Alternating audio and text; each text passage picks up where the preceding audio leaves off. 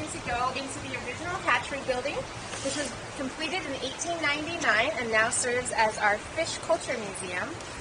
It was used for hatching eggs from 1899 up through the 1940s.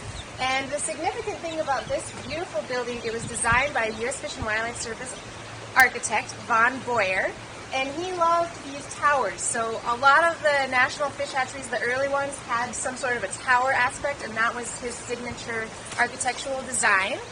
And another really neat thing about this building is it is the last building of this particular design of his that is still standing whole. There were several of these throughout the nation. A few of them have been cut in half with sections moved, so we're very proud and happy that ours is fully intact. So come on in.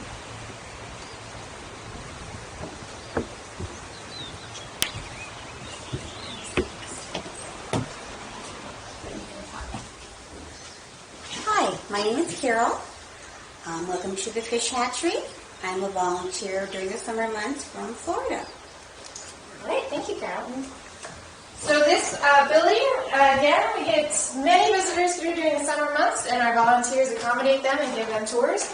We're now in the original office building. Our very first superintendent of this facility was a fellow named D.C. Booth, and this was his office. This is his original desk, his original typewriter, original chair. We know that from photos we have when he was here. He was here, superintendent of D.C. Booth, for 30 years. So we're now entering the main room. I don't know if your camera will pick this up, but this is what the main room looked like when it was hatching eggs. It had troughs in the floor and wooden troughs full of trout eggs and small fry. So we will look at a few of our displays. Big topic of ours is fish transportation. We started with milk cans, all sorts of different things that people, early hatchery employees, they couldn't call up and order fish carrying containers, so they had to make their own. A lot were wagons, saddles, trains. Now we moved to trucks. So these are all different vessels. Another topic that people tend to find quite interesting is early fish food. Now we have these lovely pellets that are similar to cat food or dog food. That wasn't the case 100, 150 years ago.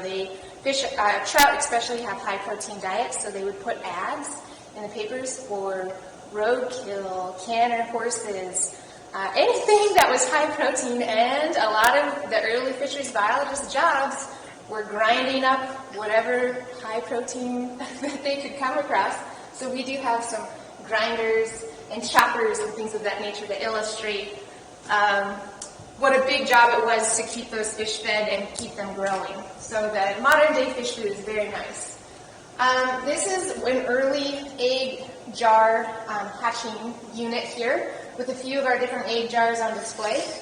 Early years they used glass of all different shapes and sizes. Then they switched to plastic, and some of hatcheries are going back to glass again. This is one of the original wooden troughs that I pointed out in that early picture with the screens, and these wooden troughs originally filled this entire room producing trout.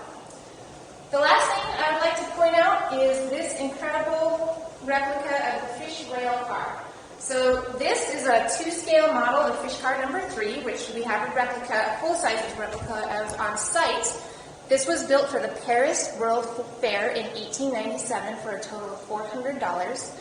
It's one of a kind. It did go across the ocean to Paris safely and back, and here it is at the hatchery.